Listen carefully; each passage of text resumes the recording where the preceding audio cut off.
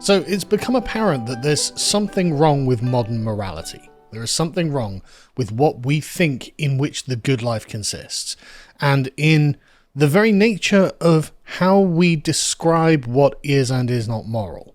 And this was the fundamental thesis of Alistair MacIntyre's book, After Virtue, in which he posits a thought experiment. And I wanted to take you through this because I really think there's something to this.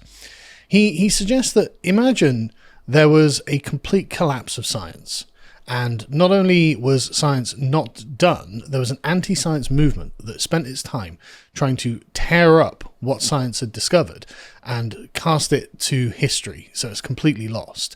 And then once this madness had passed, people tried to reconstruct the lost science. They would find parts of textbooks, they would find old recordings, they would find certain studies, and slowly but surely begin to reconstruct what science was out of the ashes of these ruins. But they would only be partial. There would never be a full understanding of the theories. And so they would use words like, atomic theory or whatever. I'm not a scientist. They would use scientific words, but they wouldn't really have a full understanding of those scientific words. And so once they'd at least partially reconstructed all of this, would you be able to call that science?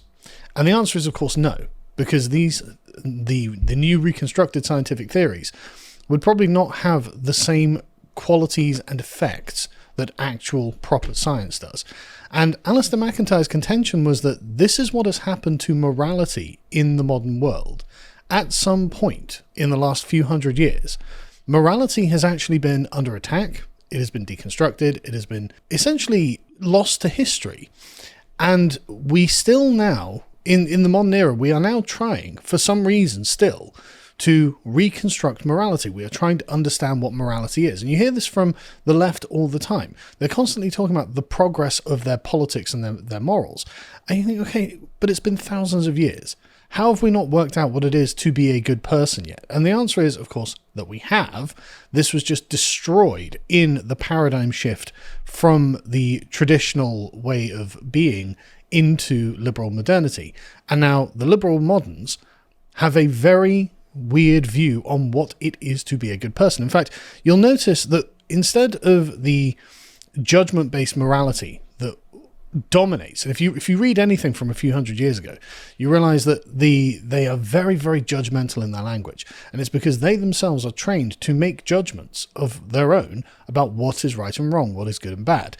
And you'll notice that this is something that we just don't do now. What we have now is a kind of rules-based morality, the morality of the civic bureaucracy, which in and of itself is fundamentally exculpatory, as if to say, morality is not your personal judgment. So you are the person upon whom the judgment ultimately lies. If you judged right or wrong, you might make a wrong judgment and you might make a bad call and you might have to apologize for that. But then it's you that's the person who is the agent there. Instead, morality has become externalized. It is a series of rules imposed by an authority. So you personally can't really be judged right or wrong for following these rules because this was what morality was taught to you as. And I think this is just fundamentally incorrect. I just think this is completely fundamentally incorrect as to what morality actually consists in. But moreover, I think it makes bad people. I think this is the formula to create people who are, at best, just compliant rule followers who can exist within a giant bureaucracy without causing any disturbance to the bureaucracy itself. But I don't think it actually makes the people good. I don't think it makes them happy. And I don't think it makes them moral. And that's why I asked Stelios to write me a course on how to be moral. Because thankfully, we happen to have a long history, written history of morality that we can actually call upon here. And we can actually reconstruct it ourselves. So I asked him to do me a course on ancient Greek virtue ethics, because I'm sure you're all aware I'm quite besotted with Aristotle, and I think that basically all of moral learning ends there, and everything since has been a waste of time. Although he might correct me on that, but I genuinely have come to that conclusion. And so I asked him to write me a course on ancient Greek virtue ethics, because he happens to be an Athenian philosopher with a PhD in philosophy. So who better to do it? Well, thank you very much for this. The course and the preparation for it and Recording it was an incredible experience, and I'm very grateful for this. So I think that you mentioned some really important points that definitely need addressing, and they are things that I saw when I was teaching philosophy, and there were problems that I encountered while I was in academia. And I'm actually writing a book for some time now about how the dominant intellectual trends of both analytic and continental philosophy, that is Anglo-Saxonic philosophy and also continental European philosophy of the 20th century, are literally sabotaging people from understanding themselves as beings of worth and as beings with rights and responsibilities. They usually think of the former instead of think of both. I mean, if you look at our entire political discourse at the moment, it is nothing but rights claims. Yes. I have a right to this because. Exactly. That's, again, where is the morality in this? Where is the judgment in this? Where is the actual argument about right and wrong? Exactly. And in contemporary culture, especially in alternative spaces, we have people constantly talking about the evils of continental philosophy, such as critical race theory, neo-Marxism, postmodernism, but very few people talk about analytic philosophy, and very few people talk about what's there, which isn't so much directly problematic as it is fundamentally indirectly problematic. I think that this is what destroyed the defenses that we as Westerners had against the subversion that many people consciously try to do, coming from continental philosophy and other areas of the world. But just a quick thing on that as well. A third point is there's no alternative. No one ever seems to actually create a substantive alternative to these structures. Well, that's the idea we are destroying with this course, and we are trying to recapture the spirit of antiquity and some of the fundamental pillars of Western civilization. Yes. A civilization we are told constantly that is being uniquely guilty, and also that it doesn't exist. Yes. It's right. So the fundamental problem I find with analytic philosophy is ontological materialism. There's no other way of saying it. When people enter the stage where they start thinking about things and want to form a worldview and ask themselves, right, how do I guide my thinking about becoming a good person and about becoming a good moral agent?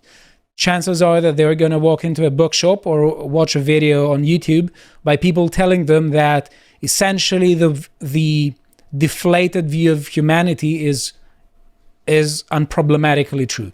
That all there is to human beings is just a meat machine, and just there's no value there. That the self doesn't exist. The self is an illusion. Well, if it's an illusion, who is deluded? That's not a question that they ever care to answer. And also the idea that morality just doesn't fit well into the materialistic universe. And let me just be very clear, because I want to be very exact and precise in what I say. I think that I don't say that every person who's a materialist is immoral. I am saying that to the extent that they are moral, they're moral despite their materialism, not because of it. I think I often view a lot of these people as neither being moral nor immoral, because it's all focused around harm reduction and the obedience to the bureaucratic rules. And so that doesn't actually require them to make any particular judgments or actually positively act in a way that we could consider moral. And so, okay, you didn't do anything wrong, but what did you do that was good? Yes, I think that this is fundamentally the template for becoming a crazed fanatic ideologue. I agree. The rules account for everything. Mm-hmm. If the rules don't account for it, it doesn't exist. When reality clashes with theory, so where's for reality?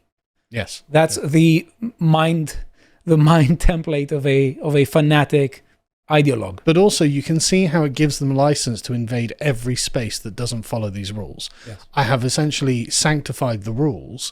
The rules are my entire moral universe. Exactly. And so if you're not following these rules, then they think of us in the same way that the conquistadors thought of the Aztecs sacrificing children, right? Absolutely. They view us in that way.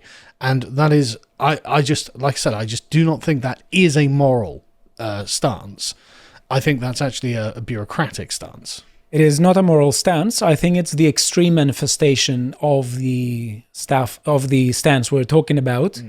And essentially, it gives us license to forego judgment. Yes. To stop judging. And one of the reasons... That's the entire point of it, in fact. Yeah. The entire point is to prevent us from judging, to impose this repressive tolerance in which literally everyone is allowed to do anything as long as it's within the rules. Even though the things they're doing themselves might be completely degenerate, just utterly immoral in every way, shape, or form. Exactly. And there is something that is simultaneously metaphysical and ethical there. According to this point, according to which we can just forego judgment because the rules unproblematically apply on every situation, there's a metaphysics according to which no particulars exist. It's only universals that exist. Every specific thing that possesses any kind of particularity doesn't exist unless it can be understood as a just bundle of relations. And the thing is, as well, it's intrinsic to the very nature of following and setting rules that they have to be for all people in all times. You can't have a rule for Mike Smith that stipulates him and rules for him alone. That's not a rule, then. That's a privilege, actually. It's something else. Yes. So the very nature of the thing has to be universalizable. Exactly. And when we're talking about universality, let's say that obviously not all forms of universality are wrong, but when we talk about a universality that doesn't recognize, and in fact is hostile to, the irreducible particularities of human life, such as individuality. I mean, literally every person's actual life. Exactly. The actual content of their lives is irreducibly particular. No one has your life. You don't have anyone else's life. And so you can't just assume there is an abstract set of rules that answers every question in every scenario that you will ever encounter. Exactly. And when we do this, it's not just individuality in when we're talking about a person. It's also the individuality of one's family. Yep. The individuality of one's community. I mean, it's literally individuality of one's nation. It's your entire history leading up until that point and everything that has happened in it. Exactly. That is in any way conceivable. And even those things that you don't really conceive of, that happen to you without your knowledge. All of these things. And this is because, to a very large extent, in materialism, if we combine this kind of materialism with the other kind of idealism, which is only universals exist, it's a very dangerous mix. Some people call it dialectical materialism. It's not just that, but there are more trends that lead to there. We lose what is fundamentally true about every human life, individually speaking, and we treat everyone as the same, as being just weight. Well, this is how you arrive at the sort of modern liberal experience of humans being interchangeable, fungible widgets that can just be swapped over. Yes, exactly. And modern liberalism has the idea of lack of desert for one's actions. It's not a coincidence that John Rawls, who is basically the patron saint of modern liberalism, who, with his 1971 published A Theory of Justice, he fundamentally disagrees with the notion that we have free will in any important sense. And he thinks that we don't deserve the fruit of our labor. Because if we produce more than others and earn more than others, for instance, in the economic reality, that is just a feature of things that we cannot control. We had a better upbringing, we were more lucky, and everything that revolves around that idea that we are not the authors of our own action. I don't disagree with the idea that we are shaped by our environment. Sure, but that's not what he's saying, is it? Because this goes far further than this. Because, of course, you had to have a certain material base, as Aristotle might think of it, to be able to achieve and accomplish certain things in life, like to become a philosopher, for example. But it still was your personal agency and your technique, your practice, your learning, your discipline, and your knowledge that gets you to where you are. You are entitled to that. And if you're not entitled to that, why am I able to say that someone else isn't entitled to what you have? And so basically you strip away that thing from the people who are actually deserving, but you also create a space for the people who are undeserving to lay claim to this as well. Exactly. And let us say this, it's again the metaphysics behind it that is sabotaging people from understanding themselves as moral agents with rights and responsibilities. Yeah. Because if we see the implication of it, draw the inferences from the materialistic assumptions, we'll see that agency itself is way more passive than we think of it. Yes. Agency is just billiard ball-like movement. Yeah. If I move and I'm an agent, it's because I'm entirely necessitated or caused by factors that are not apt to me. You were deterministically preset, pre-configured to become what you are now. And the thing is, I mean, I've just finished my master's degree in philosophy, and man, I'm telling you, there's nothing. Thank you. I've got to do my exam yet. There's nothing predetermined about or necessary about me having done it. It was a lot of work. I had to slog through God only knows how many books and think very deeply about the subject that I was covering. And so the idea, just the fundamental idea that actually agency isn't a core part of humanity and a core part of morality is just wrong. Yep. It's just fundamentally wrong. That's the issue, and that's what happened in the beginning of modernity, because modernity and the Enlightenment are a combination of the Renaissance and the Scientific Revolution. Yep. And the Renaissance does have the element of returning to antiquity, which was very problematically fused with the Scientific Revolution. That's why I think that a lot of Enlightenment philosophy is actually very good, but it's completely problematic in how it synthesizes into a whole vision of life. That's why what you mentioned in the beginning as an idea from Alistair McIntyre, fragmentation of the modern worldview, is very much correct, and we can't stress enough how correct it is. Yeah. And how important it is. And on that note, I agree with you that a lot of Enlightenment philosophy is actually very clever. Yeah. I think in many ways it's kind of misappropriated. Take the example of Rousseau. He really likes Sparta, really likes the idea of a tightly controlled city-state with a permanently invested political class. So, I can see the appeal and I can see why you would like it, but you can't apply it to a nation like France that has 50 million people or whatever it was in his time and is a gargantuan area. That you can't do that.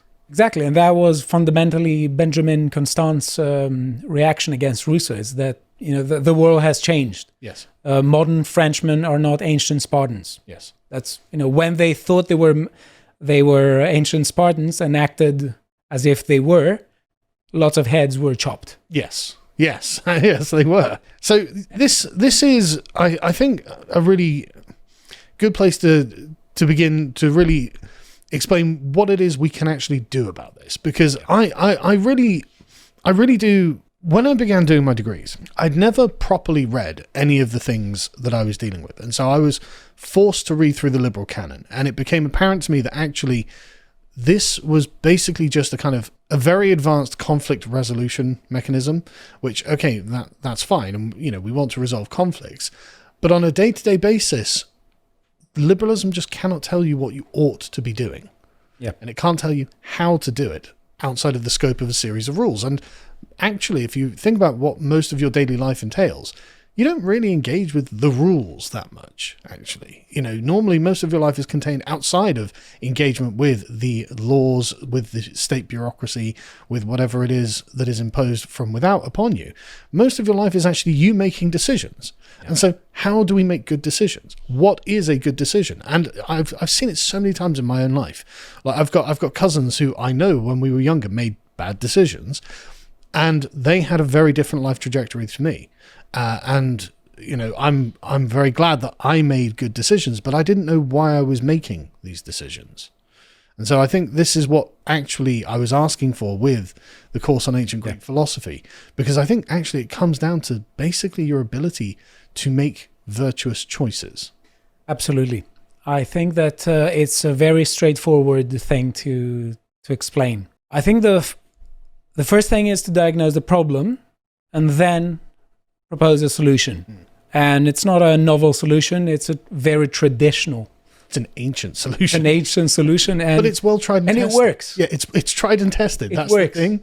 We know it works. Exactly. It works. And just apply it in your life and tell us and see if it works. It does. Yeah, your life will get better from this. Yes. So the thing is that from a first person perspective, which is the only perspective you will ever have, we're agents with moral responsibilities, and our actions are up to us to a very large extent.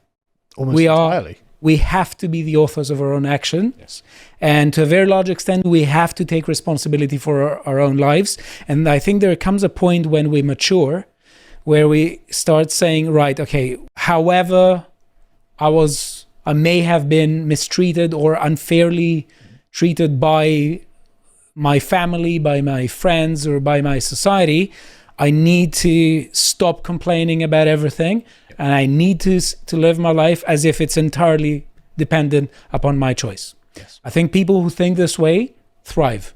People who start complaining all the time, they can sometimes become DI officers, but generally speaking, they don't live happy lives. They join the lanyard class and they become very depressed and they have to go see their therapist. Exactly. But you're absolutely correct on this. This is exactly correct, because I can't help but notice that much of the destructive forces in modern society and our politics are built on envy and resentment and other negative emotions that are nurtured in the hearts of these people, instead of actually, I don't know, expressing a bit of forgiveness and working to become better people, and instead of pressing rights claims out of grievances. Exactly. You could actually become a virtuous person that everyone would recognize intrinsically as a virtuous person. I think you're right. And I think that this envy and resentment comes straightforwardly from the idea that one isn't an agent of their own lives. Yes. Is that it's others that have to give me what I want to be given without ever asking myself whether I deserve to be given. And this is the very nature of victimhood. Exactly. Someone did something to me. So I'm not the agent here. Someone is the agent here. And now I have a rights claim. And this is what all of these right claims are fundamentally predicated on, a sense of victimhood. I am the victim of the state. I'm the victim of white supremacy, whatever they want to call it. And therefore, give. Exactly. And let us mention one of the extreme manifestations of this mentality, which is the activist, according to whom everything in the world must change before their lives personally change. It's unless you live in communist utopia, you cannot ever experience true relationships with human being. And unless you are in communist utopia, morality doesn't really apply, because we are in a condition of emergency and warfare. And you can see why these people are so miserable. Exactly. I mean, that is a huge ask. Exactly. I mean, or you can work on being a good person in your own life, with your own relationships, with them, with the options available to you, and actually, after a year of doing it, you'll realize, and honestly, and genuinely, this is what I did back in 2019, 2020, when I started my course. I just started thinking about it and just really focusing on, okay, no, I'm actually going to take Aristotle very seriously. I don't want defect or excess. I want to do things to the right amount for the right reasons to get the right results. And I think it's really worked for me. I mean, I've got all this, So all I'm saying is this is my personal philosophy we're talking about. And I think you're right. And to get back to what we were talking about before, we need to first understand the diagnosis, the problem. We need to have a diagnosis and then give the solution of that is the time-tested one that we're giving with the course. Now, the problem is that when we enter modernity and we couple the Renaissance with the scientific revolution, essentially we understand everything in terms of a materialistic, like billiard balls nature of the universe. Everything becomes billiard balls. Yes. Billiard balls. Now, not every Enlightenment thinker had that thought, but that was the basis where they were gravitating towards, because they had embraced some assumptions that lead there by logical necessity. Right, so if we embrace this and we understand and we try to understand the human mind materialistically, we're constantly locked in the effort of reducing everything that is first personal to third personal language. To language that doesn't involve anything that is mind related. Yes.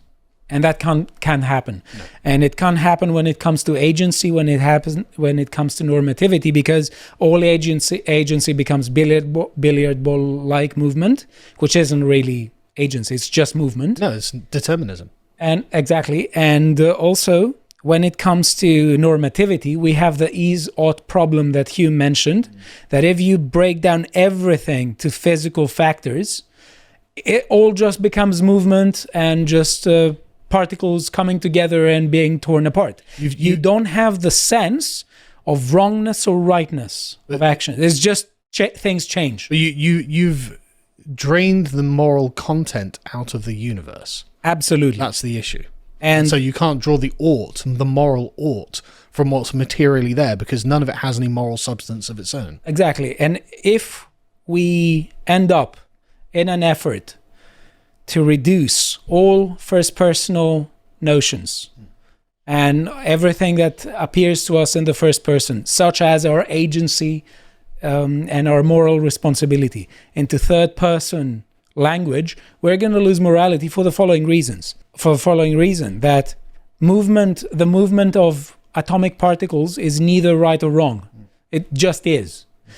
So if we try to understand human action and human interaction and human society in terms of the motion of particles, we're never going to be able to understand it as the interaction of morally responsible agents who have moral responsibility for making the world a bit better than they found it. And moreover, it actually intrinsically reduces a person's ability to even conceive of themselves that way, because under the external rules-based exculpatory system of liberal morality, actually being moral is essentially a form of non-agency. It's a form of not moving. The most moral thing you can do is to not infringe on anyone else's rights or on their feelings or whatever it is that people feel infringed upon, rather than actual true morality, which is positive, affirmative. It requires you to have done something. A moral agent is not someone who is harmless. A moral agent, as Jordan Peterson famously puts it, is someone who could choose to do wrong, but chooses to do right instead. And so it's a completely, the modern view of morality is completely backwards and trends definitionally towards passivity, as in you don't act and you are good, you do act and intrinsically there's something negative about it. Or we have the very activist sense that you have to act, but you have to act in ways that are almost entirely in conflict with traditional morality. But if you look at that, they're not even really acting, though, are they? They don't think of the way that they deal with other people as good or bad. What they're doing is just making demands of the system for extra rules to allow them to fall back into this passivity, so they don't actually have to take control and go and take command of their own moral compass. I think you have a point there, because one thing I constantly see is people thinking that the act of legislating is somehow morality, sufficient action for something, whereas it's not sufficient. It's just the first step in a journey of 1,000 miles, because you have to constantly police the law and enforce the law and interpret the law. And it's this interpretation of moral laws, just like interpretation of positive laws, that is necessary for judgment and seeing how to apply them in society.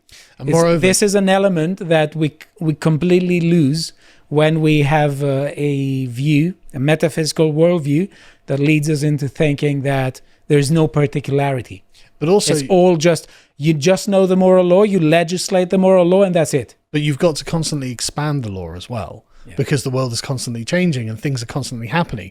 And if more and more of the moral decision-making and judgment is essentially offloaded to the state, to the rules, to the bureaucracy, well, okay, we're going to need lots of new laws to judge the personal interactions that people are having with one another. And so the whole thing becomes far more complex and more burdensome than it ever would have been in any other era. And by necessity, it has to become that way. So this whole paradigm, frankly, I think is trending towards tyranny necessarily. There's no way out of it, because once you've assumed this rules-based view of morality, well, then you create people who only respond to the rules-based view of morality. They only understand this. And so now your rules have to be comprehensive for a human life. Whereas actually, traditionally, morality was something that people did with one another, and they were the ones responsible for actually making judgments. Have I wronged you? Well, I can make restitution. I can apologize. I can take you out for dinner or something, as a show of apology, of contrition. Like that, no external rules arbiter needs to be involved in this. This is a decision that we make between ourselves. And we're creating people who are just not able to do that. And just to add to this, because I think that it's an important qualification to make, so no misrepresentation occurs. When you're saying that it's not just a matter of rules, I think you're correct. But what I get from you is not that having rules is bad. No, there has to be some rules. Exactly, there have to be, but for some reason, they constantly expand to become very totalistic and totalitarian. Well, it's because the only aspect of morality in modernity are the rules themselves. It's not the character of the people following the rules, because the thing about a rule is it actually has nothing to say about the individual to whom it applies. This is a boundary. This is a barrier. You cross it or you don't cross it. And if you cross it, I'm going to consider you bad and I'm going to punish you. But if you don't cross it, I still have nothing to say about the kind of person that you are, the character of that person. So you could be the world's worst welfare sponge. You spent your entire life on benefits. You've got a government house and all you do is smoke weed and drink and play video games and, throw rubbish out of your window.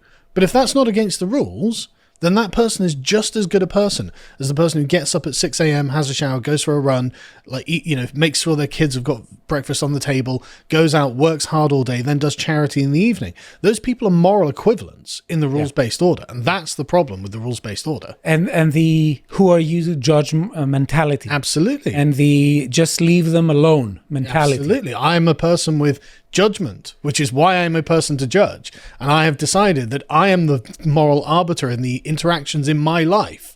I'm the guy who gets to decide what's morality, and so are you, and so are you. And this is why we all need to have this kind of conversation.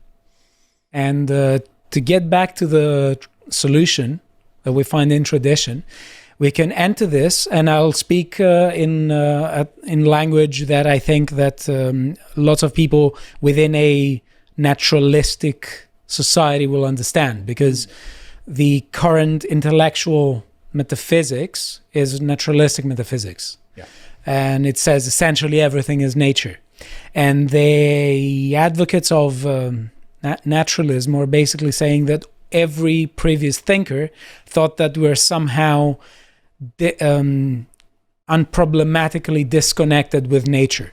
I think that this is a wrong criticism. It's a mistaken criticism of pre-naturalistic metaphysics. And what is interesting and what has been completely lost with the metaphysics, the materialistic metaphysics of the scientific revolution onwards, is that it destroys every hierarchy other than except for hierarchies of complexity. So according to the traditional understanding of the universe, metaphysics and ethics were sort of the one and the same thing. Yeah, there's no distinction between them. The universe was a rigidly structured, a hierarchically structured entity. Mm-hmm. It wasn't just a lump of things that was completely disordered, and to the extent that it accommodates complexity, it's only a to the extent that it accommodates hierarchies, they're only hierarchies of complexity. Just like we listen constantly to Richard Dawkins and Sam Harris talking about very complex brain processes. Sure. These are the only complexities that they talk about. But from a traditional perspective, we are members of the universe.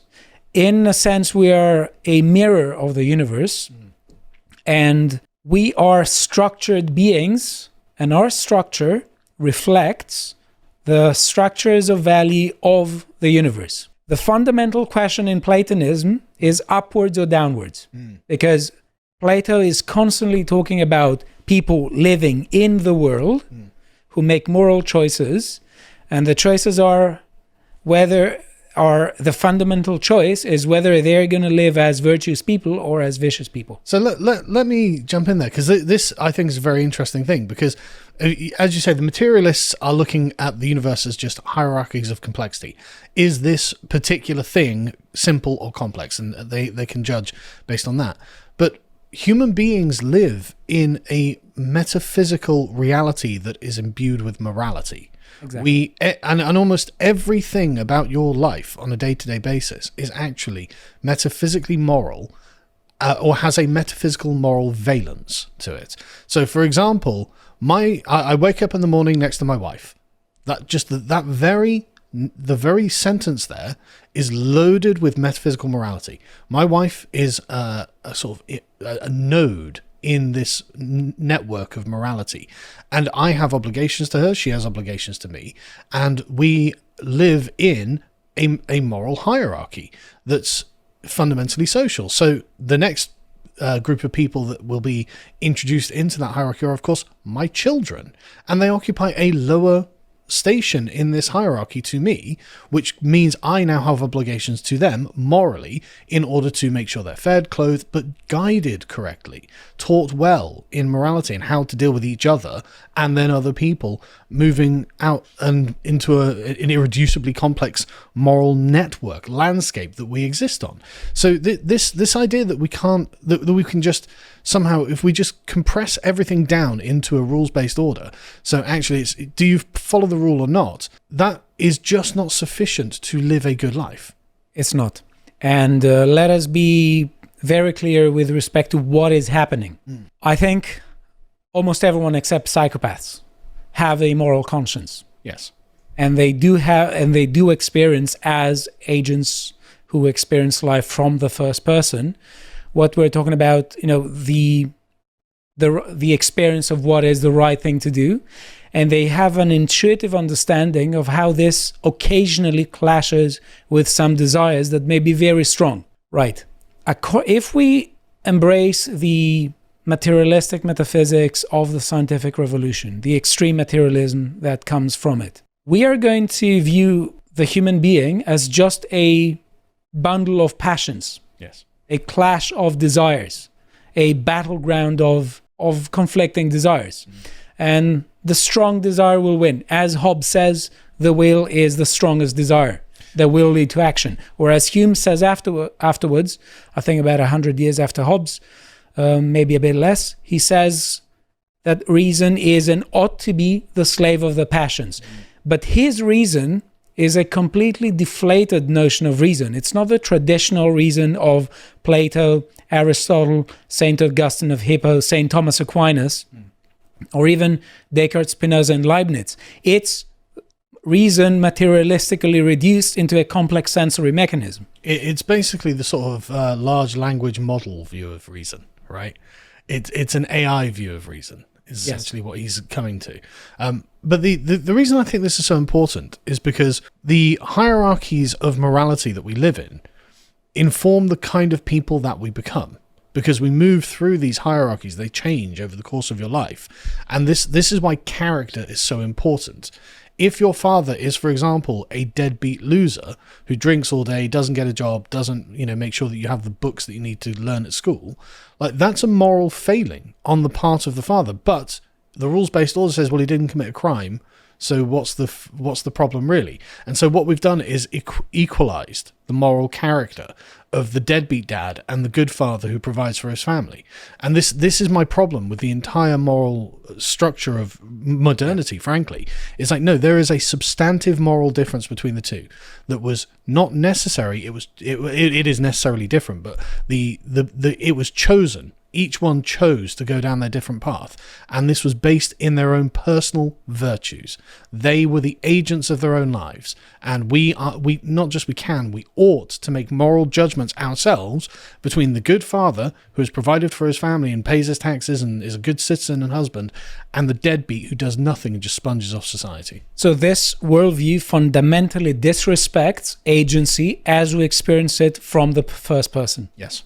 That's the issue. And it happens because if we just collapse everything into a billiard ball-like universe, then there is no such thing as a noble or nobler aspect of the soul that tells me one thing, whereas less noble aspects of the soul may suggest something else, such as we find in the pre-modern traditions, almost every tradition. What would the concept of nobility possibly mean if nobility is just following rules? Yes, and the issue is that because they deny the hierarchies of value, and they deny the reason traditionally conceived of, which was the noble element of the soul from Heraclitus up to Hume. Reason was the noble aspect of the soul, and it sort of linked us somehow to the nobler natures, the higher verities. In Plato, truth, beauty, and goodness. That was the voice that lifted us upwards. It exerted an upwards lifting influence. It's what makes life better. Exactly. But in modernity, in this framework, let me rephrase it this way, in this framework, it's all an issue of clashing desires, because there is no such thing as the noble reason of tradition that should rule the passions and should govern the passions. It's all clashing desires, and to the extent that we are beings with foresight and reason in that sense, reason is and ought to be the slave of the passions, according to Hume. So all desires are seen as equal. There are no ways of ranking desires morally in ways that feature and are compatible with the metaphysical assumptions of who we actually are. So let me say this because it's very is so on the money. This explains everything about what's happening now. Yeah, and the fundamental problem comes also with Kant afterwards, whose main problem was that he took Hume way too seriously. Yeah. He invents a philosophy and initiates a project according to which there is a fundamental gap between our experience and reality. Because what he says is we have to view the world as if we are moral agents, as if it's extended in time and space, as if time exists. There's always an as if clause. And Kant, I think Kant was someone who was a very profound philosopher. Oh, he's a very smart chap. Very smart, and he does have very insightful ethics. He does. But I think that he and Kant and Hume are the authors of this consciousness that doesn't feature in the world, because it constantly views the world with an as if. We view the world as if this. So when I love my wife, from a modern perspective, I have to constantly have this thought in my mind that is just an imbalance of chemical in my brain. That's totally true. It brings everything down. And moreover, notice that it's Kant that really instantiates the rules-based ethics as well. I mean, his entire categorical imperative is, can this be a universalizable rule? It's like, I don't know and I don't care. It might be the right thing to do for this person in this time, in this place, for this reason, because of the particular circumstances that brought this about. Even if that's not and this is obviously a common critique of Kant's rule-based system itself, but the point is, you can see that the only escape from where this was going is say, okay, well, we need universalizable rules, and that's in what morality consists, and that's just not correct. But anyway, so this I think is a really genuine problem. This is why I asked you to begin on this odyssey from the very beginning, because this has taken how long have we been working? We're working on it for about a year. Right. So this has taken a very long time. But it became apparent to me that we would need something like this, that we could say, look, you are basically trapped in a kind of mind fog of modernity. This is a deliberate attempt to reduce your personal agency and to make you not know what you ought to do with your life. Yeah. And this is completely counter to what all ancient Greek philosophy basically was for, which was how to live a good life. The idea that a human life has a goal, what they would call a telos, is something that's completely absent to modern thinking about what it is to exist. You are just a bundle of desires, a fleshy sack that is seeking to satiate itself, and therefore get in the pod, eat the bugs, watch the VR and consume the soma. It's like, sorry, I don't think that's actually a good life. It's not a good life. I think that's the opposite of a good life. I think it's a curse. It's not a good life. It's the life of vice, according to Plato. Yes. And Aristotle, and basically all the ancients.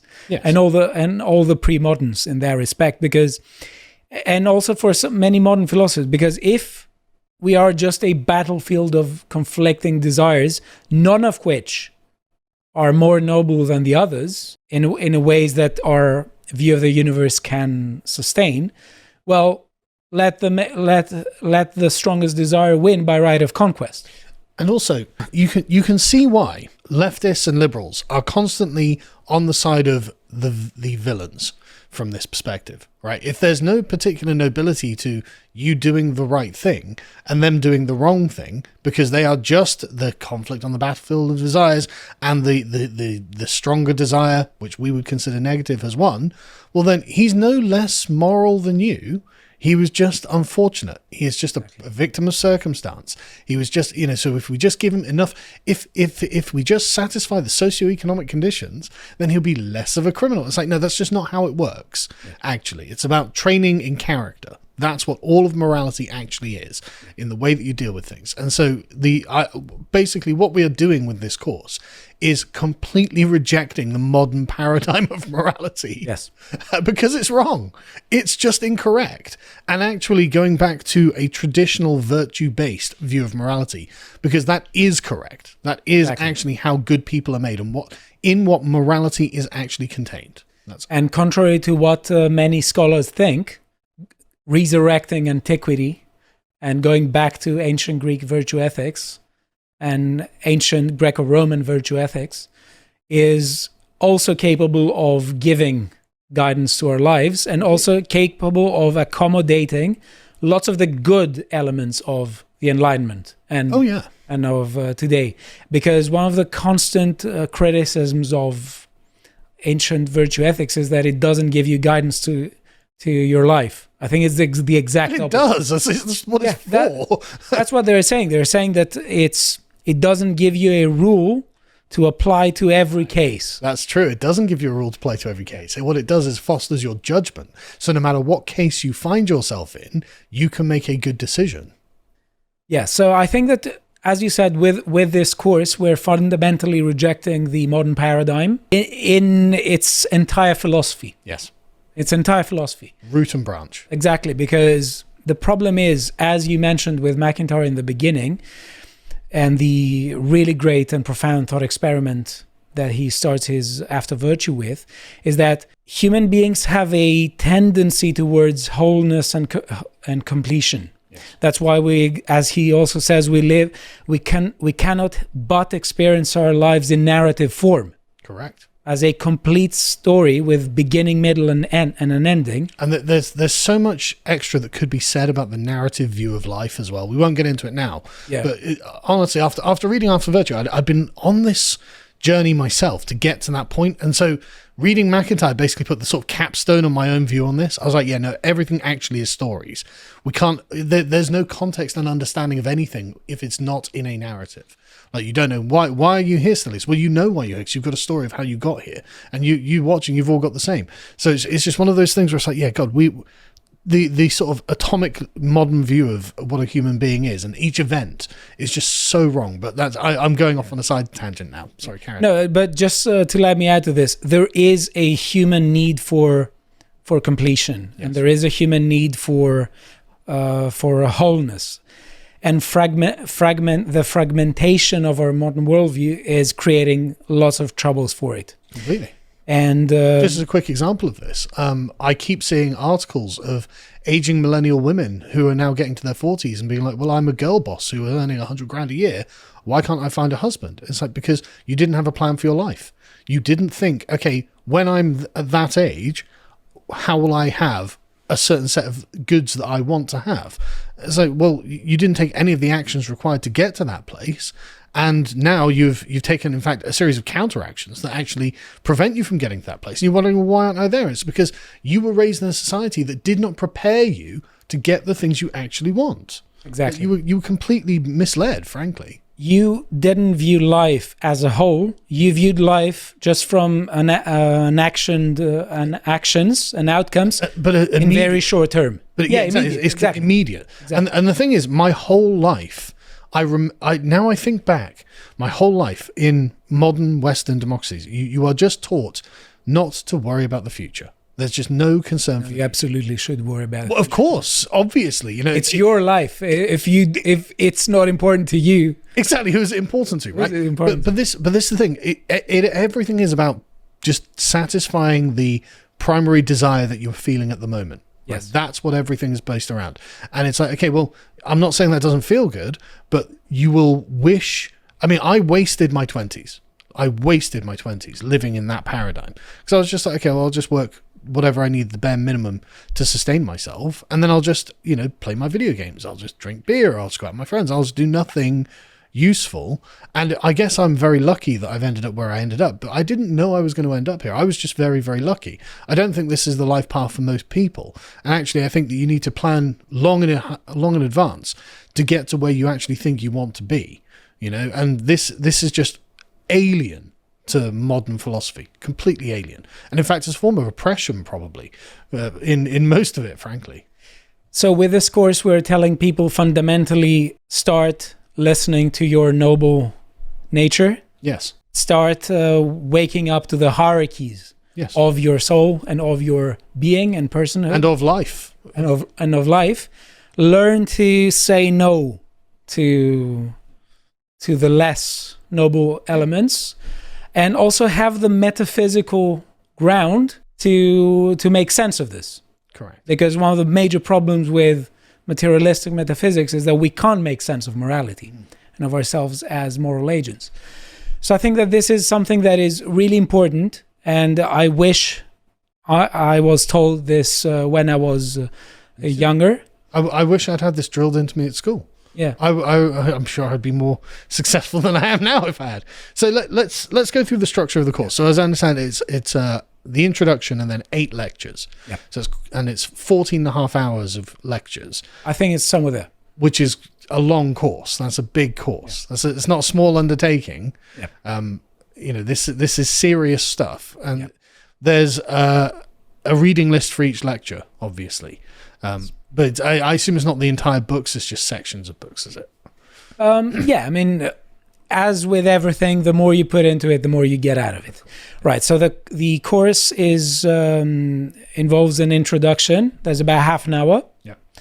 And is very basic. Sure. It sort of gives some fundamental tools for people to understand ethical theorizing and ethics better. And 8 lectures. Mm-hmm. Now, let me say a bit about introduction. I think it's a very important one, because I think philosophy is something that most people love or hate, depending on how they were introduced to it. Because there are, unfortunately, so many philosophers, academia has lots of them, who just talk about the subject and make it incredibly uninteresting. Yes. And just someone who isn't instantly drawn into it just for its own sake, will say, right, okay, but how is that important? How does it help? That's the problem. It's the disconnect. It's spoken of entirely in the abstract, yes, as if it doesn't have a bearing on the here and now in real life. But actually, no, it really does. And it informs the decisions that you make. And that's what you need to train. Exactly. So in the very beginning, I introduce some basics of ethical philosophy in terms of how they relate to first-person experience. I think that's the best avenue to enter into it, because most people, as Aristotle said, try to understand the less familiar in terms of the more familiar. And there's nothing more familiar than first-person experience. So I'm talking about moral experience, moral judgment, and then ethical theorizing, how we're trying to organize the verdicts of our moral judgment. And then we have 8 lectures. Well, before we go on, this is another real strength of Alistair MacIntyre. temporalizing ideas. Like, it's very easy when you're doing philosophy or any kind of thinking, really, to look at the tradition that came before you and assume that it kind of floats outside of time and space, because I can pick up a manuscript from Descartes or something 400 years later and be like, oh yeah, and feel like I'm having a conversation with him. But no, he's very much a product of his time and place, actually. All ideas are actually a product of their time and place. And so having a proper understanding of the context that leads up to a certain set of ideas actually gives you mastery over the ideas. The ideas are not just abstract and imposed upon you from the divine form of Marxism or whatever it is. It's actually, no, you can see how this is coming out of the Industrial Revolution as a reaction to the centralization of capital and labor. Like, these things suddenly become much more comprehensible. And that's what I think the point of like lecture 2 is, or lecture 1 actually is. Well, yeah, and now lecture 2 is a lecture that is talking about myth and the 7 stages of antiquity. And I think that in it, people will like it because myth is something that is very appealing to many people. It's very majestic, it's very easy to get into it, it's very cool in some respects. I think everyone loves myths. But it's also just value setting. This is where values are set. Exactly. Like, there's a reason that Alexander slept with a copy of the Iliad under his pillow and wanted to emulate Achilles as an example. Yeah. Like, myths are where we set values. And so you told me before we talked about this, like, look, it's actually in these mythologies that the birth of philosophy comes. Exactly. Yes. Right. So lecture number 2 dispenses completely with the Enlightenment myth, according to which everything before Enlightenment reason is darkness, and there comes reason, which is the light. According to, I think, a more sophisticated view on things, suggests that philosophy is a brighter light. And it's very interesting to look at how philosophy arises from intellectual and cultural factors of the time. Right, so lecture number 2 is about ethical teachings in pre-philosophical traditions. And I start by saying that ethical teachings and ethical reflection doesn't begin with philosophical reflection about ethics. And I'm talking there about the myths. I'm talking about Hesiod's Theogony, Hesiod's Work and Days, a bit about Iliad and the Odyssey, and a bit about Antigone, and also about a chapter, I think it's in Sophocles' Ajax, where there's a battle there's rivalry between Odysseus and Ajax of Telamon about who's going to get Achilles' armor. And that essentially shows different philosophies of warfare. We part with the Achilles versus Hector 1v1 mode of warfare, which Ajax of Telamon, who was number 2 in everything, because Achilles was number 2 in everything, and we go with a much more, surgical hit, drone strike view of warfare with Odysseus. But the point of the story is to impart a moral lecture. Right. The point of the story is to teach you something about morality. Exactly. And that's why Hollywood stories are terrible now, because they've forgotten that that's the point of a story. And in fact, they do still lecture you, but it's on a backwards morality about woke intersectionality. But that's why philosophy comes out of these myths and stories. It becomes something important that we continue on. And let me just give you a very brief example, which I give in the lecture. The myth of Theseus can be interpreted as having profound ethical insights, such as don't let success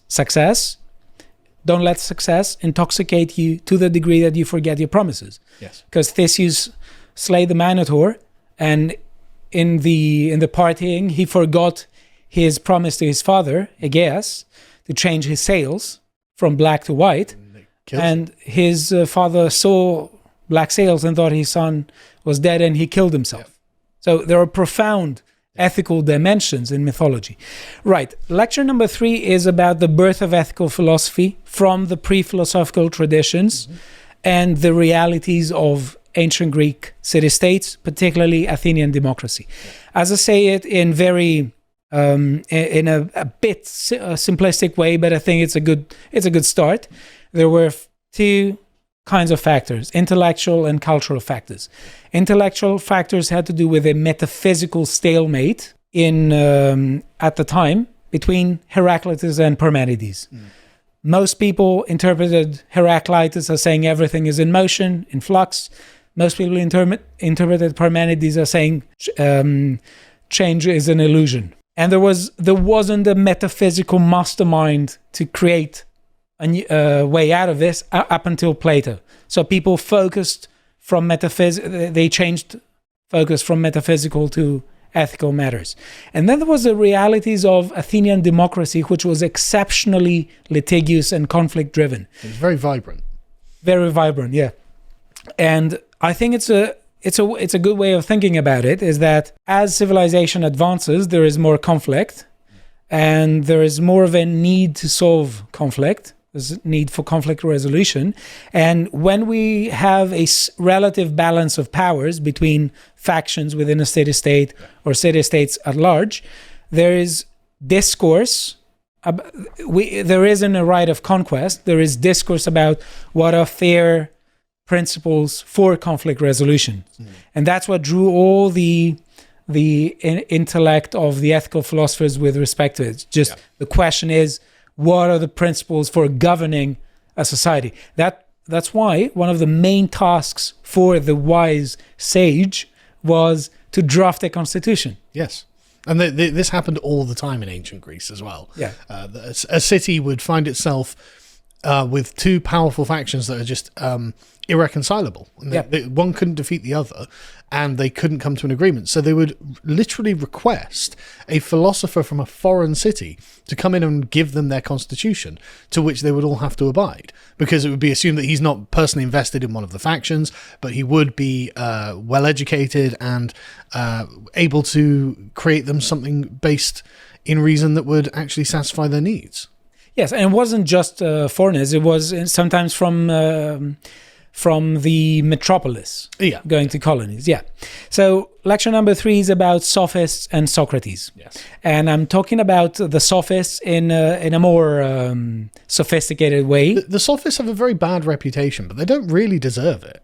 They're not all terrible. Right. They're not great. Right. I think but they're not all terrible. There is an olive branch.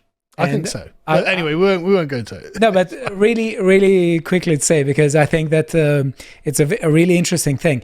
Plato didn't like the Sophists, I know. but there's a good case to be made that he didn't think everyone was as bad. Yeah. I think he did have some respect for Protagoras and Gorgias, and essentially his main problem was that if you deny objectivity to such an extent, you're going to be led to the position of Callicles and Thrasymachus, who are the real villains of Plato. Yes. Right. Lecture number 4 is about the ethics in Plato's Republic.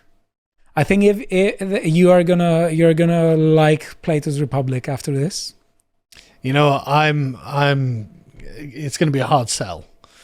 Yeah, but I think it's a high stakes sell, and I'm willing to bet. Okay, well, I guess we'll see. Right. I guess we'll see. So it's a very I think one of the most profound texts of all time. Yeah. And I mean, it is. There's no. Yeah. You know, it holds the place in the Western canon that it holds for a reason. But also, I think it holds the place as a lifelong companion, because I don't agree with everything in it. No, of course. There's much I disagree with him in it, but I think it has earned its place as a life companion. My objections to Plato are almost like a meme at this point. Like, you know, in fact, to give him his due, you can't deny the brilliance of his work, whether you agree with it or not. Yes. So. Lecture number 5 is about the goat. Yep. By Aristotle and virtue in Nicomachean ethics. And this is the one that it really is the gold standard for me. Yeah. I love Aristotle. And I represent Aristotle on his own terms. Mm-hmm. And in fact, all of the ancient Greco-Romans on their own terms. Yeah. I'm not doing a Marxist or third wave feminist. No, we want to actually get the best out of it. We are looking at antiquity on its own terms. Yeah. And I'm showing how ridiculous it is to portray Aristotle as an empiricist in the modern sense. No, his philosophy is entirely normative. It's he does have this elevated conception of human nature. Of course. that the empiricists of modern times are completely trying to destroy. He believes there's a purpose to a human life. We can't have that. Exactly. And we can't. We literally can't believe that. And he has a very thorough exposition. I know, it's brilliant.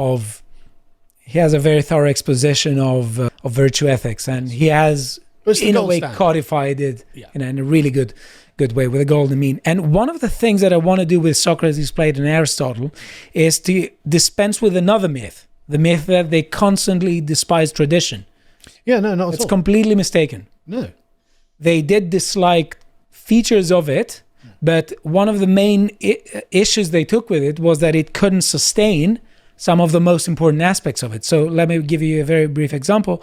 Plato didn't like mythology, the mythological tradition and the poets of the time. But one of the reasons why he disliked them was that he thought that if you actually pay close attention to mythology, you will see that the notion of divinity that is intuitive to us from a first-person perspective isn't really done justice in ancient Greek mythology. Well, his objection to poets and artists in general was based in they don't really know what they're talking about. Yes. They're fictionally presenting something, but they have no real understanding of it. Yeah. So. Lecture number 6 is about a very chilled out bro. It's about Epicurus. I don't like Epicurus.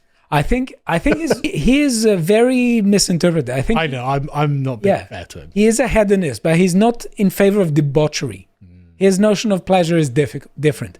But he did like some wine here or there. Yeah. I think so. But Aristotle's not saying don't drink wine or anything. It's just don't drink too much wine. Correct. And don't drink at the wrong time of the day. Make sure you're in a social setting. Make sure you drink just enough. Correct. But I think that what is really important to understand here about the time, and this links really well with what you said before about Alistair MacIntyre and his idea, his really strong idea of the times that are associated with intellectual fashions. Epicurus comes at a very turbulent time in the Greek world. I think he lived during the wars of the successors of Alexander the Great. Right. Wow. Yeah. Where essentially the Athenian Greeks, the city-states were sort of collapsing. Well, they were conquered. They were all parts of empires. But it was also the culture of them that collapsed. Yeah. And most people weren't citizens. And they weren't citizens in the sense that ancient Athenian direct democracy featured lots of citizens. Personal involvement. Yeah, so the focus changes there from the active engagement in politics to a more modern, if you'd like, setting. It's like, the cultivation of the self, take care of your well-being. And it's interesting because this is the Hellenistic ethics, and at the same time, not at the same time with Cicero, with Epicurus, but during the Hellenistic ethical framework and paradigm, we also had Cicero, who was very much against it. He preferred the Stoics to Epicurus, and his main problem with Epicurus was that he doesn't take account of the importance of engaging in politics. Now, who got the last laugh? I don't know. Well, the world is a lot more Epicurean than it is Ciceronian. But also Epicurus, Cicero got into lots of trouble. But also he gave things that an Epicurean wouldn't be able to give. He earned glory in that respect. But the point is they're both kind of reflections of the same problem, right? The breakdown of the moral substrate in which people feel that they belong, in which they're situated. Yeah. Like you said, the culture of the city-state is breaking down. So the morality that these people are following is kind of, slipping through their fingers. So they have to think of something else. So a Stoic says, right, okay, I retreat entirely into myself and sort of create a walled fortress where whatever happens on the outside. That's not, I'm not in control of any of it. That's whatever happens is not my business, really. My business is to maintain a kind of Buddha-like focus on my inner rectitude or whatever. And Epicurus, as you say, just treat yourself well, enjoy what you can while you can. These are both responses to the breakdown of the moral substrate.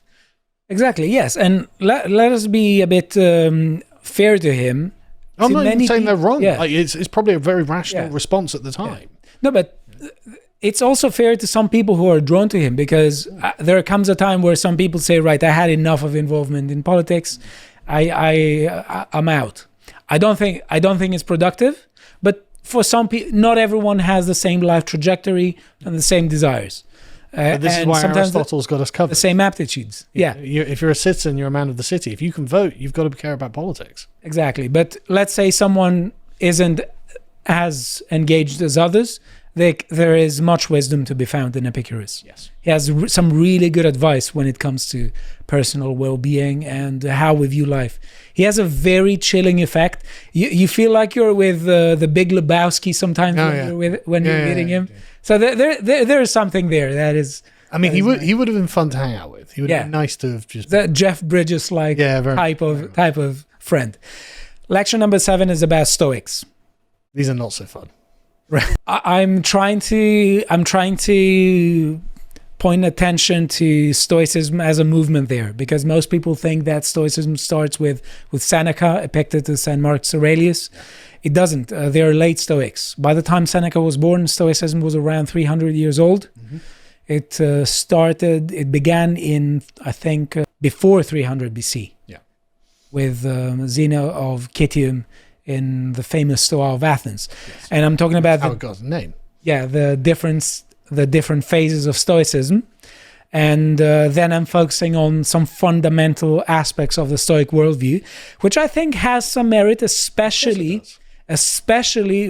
for people who live through adversity and very adverse conditions. And in some cases, they may think that they can't go back to a more active, engaged lifestyle. I think that in some cases it's very good for people of this persuasion, but it also has some good insights for everyone. Yes. But one thing that is interesting in Stoicism, which is a bit challenging, and it's something that we should mention when we're talking about Stoicism, is that the idea of the Stoic sage is very much influencing, but I think the Stoics are trying to sell just that thing. Mm. And they're trying to say that the fundamental journey of the Stoic sage is an inner journey. Yeah. It's a journey that Isaiah Berlin described as a retreat into the inner citadel, and it's fundamentally psychological. Mm. And they're saying essentially that you need to become the Stoic sage, and the Stoic sage is the person who understands that everything that happens for good, and they're characterized by essentially a love of fate and fatalism. They call it, I think in Latin, it's called amor fati. Yes. Which, it's not everyone's cup of tea, but there are some virtues to it. There's, there will be times in your life when you would need to be able to call upon this kind of worldview. Yeah. If nothing else, again, I hate to go back to sort of Jordan Peterson, because it feels lazy to do so, but, at your father's funeral, you've got to be the rock. Yeah. I think that this is not something unique in Stoicism, but I think that Stoics have a very good way of talking to people who experience adversity. Yes. And I think that this is going to be a good lecture. Lecture number 8 is about a school of thought that is as influential as it is unknown. Yeah, it's mysterious. Yeah, it's Neoplatonism. Yeah, you say Neoplatonism and everyone's like, well, that sounds important, but I don't know anything about it. Exactly. So Neoplatonism is just crazily influential. It's crazily influential. But they were really bad in marketing because they didn't call themselves Neoplatonists. They thought essentially, we can describe them as perennialists, and they thought that there is such a thing as eternal wisdom that was really closely communicated to the first Greeks because due to their proximity to the gods, but was somehow lost from their equivalent of modernity. Yeah. It was inadequately captured by Pythagoras. They love Pythagoras. That's why they do lots of symbols and mathematics and stuff. And then it was better captured by Plato, who was communicating it in chunks, because he was communicating it to those who were worthy of becoming initiated. Mm-hmm. And he had some secret teachings that weren't for the ears of the uninitiated and the unworthy. Right, so I start with Plotinus. Plotinus was born in 204 AD and died in 270 AD, and I focused just on his Enneads, which were texts that were compiled by his student Porphyry. I'm talking about virtue in Plotinus. I'm talking about how completely otherworldly his view is, and how someone can read it and say, right, where's the ethics in it? Yeah. It's almost entirely metaphysical. But his view of of ethics is metaphysical, is also ethical, because in his mind, the universe he's talking about and and whose hierarchy is describing is also a universe with a hierarchy of values. Yeah. And essentially he says the fundamental problem is upwards or downwards. He implicitly says this. That's in all Platonism. Yeah. And he says we need to go back to the source, essentially. And then he has the one, which is the idea of the form of the good in Plato. He called it the one. He's a very original thinker, but he didn't take himself to be that original. That's why they called themselves Platonists. Yeah, interesting. Right. And then that's the focus of the lecture. Mm-hmm. It's a very interesting message, a very otherworldly one though. And it influenced Islamic, Jewish, Christian mysticism, the philosophy of Christianity. Saint Augustine of Hippo was a Neoplatonist for many years. The language of Neoplatonism is informing theological debates about the nature of the Trinity. Then in the Renaissance, we have Marsilio Ficino and Pico della Mirandola, who were Neoplatonists, trying to bring Neoplatonism back. It never really went away in Byzantium. It's crazily influential. And it's really interesting. So I've never read Plotinus, actually. Yeah, it's just... You're really selling him to me, frankly. Yeah, it sounds interesting to read, if nothing else. Yeah, it's just insanely otherworldly thinking. Yeah, just, I like it.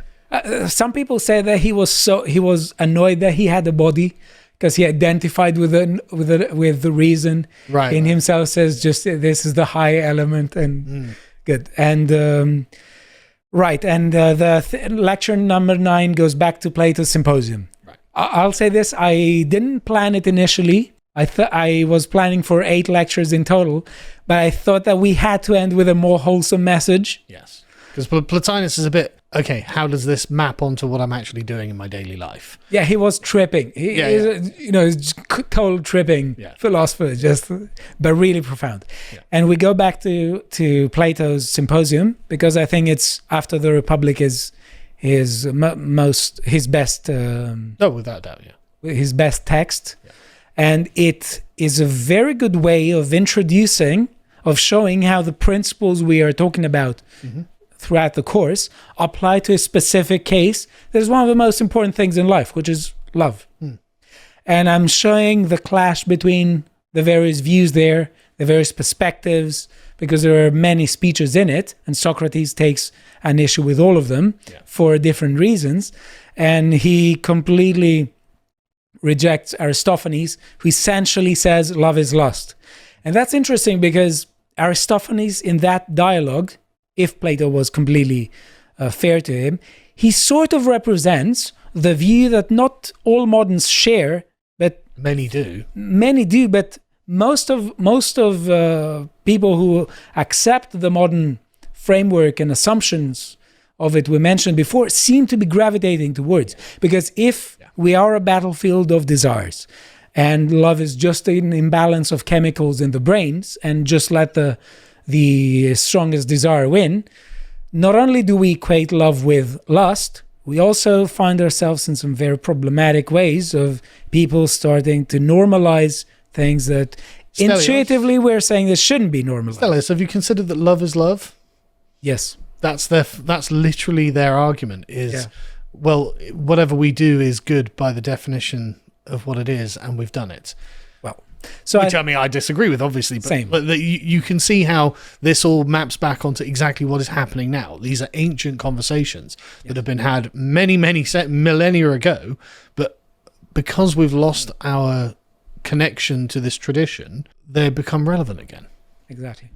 I think that this was also. I felt really well when I ended with that lecture, because I wanted to end on a less otherworldly note. Yeah, no, something with Plotinus, because really substantive. It is substantive, and I think that the final lecture will be the the lecture that people will probably like the most. Yeah. It's very uplifting, and it really shows how we're completely done an injustice by the modern worldview, and how by recapturing some aspects of antiquity, we can actually solve the problem of fragmentation that we mentioned in the very beginning. That's absolutely superb. So what we'll do is we'll end this discussion there, but the conversation will not actually end there. There'll be a link in the description if you want to go and get the course, because I really think, and I really mean this, like I think that actually it is our job in this time and this place to start putting all of this back together. And that's why I asked Stelios to do this course, and that's the purpose of this course, is so we can actually start reconstructing what a truly moral life actually is. So the link will be in the description if you'd like to go and get it now. But we are also going to do a webinar where we answer questions. There'll be a Zoom call that you can get a link to. It'll be free. You just come, we'll put it up on the website.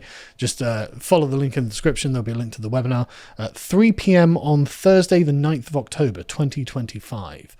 So Stelios and I will just be there to answer your questions and discuss what the course is about, the reason we've got to do this. And I really think this is a part of the reconstruction of the West more broadly. And I think that without someone undergoing a project like this, then the job will never be done. I just think we fall into the modern, immoral, rules-based order, and that's the future unless we do something about it. So we will see you at Thursday on the 9th of October at 3 p.m.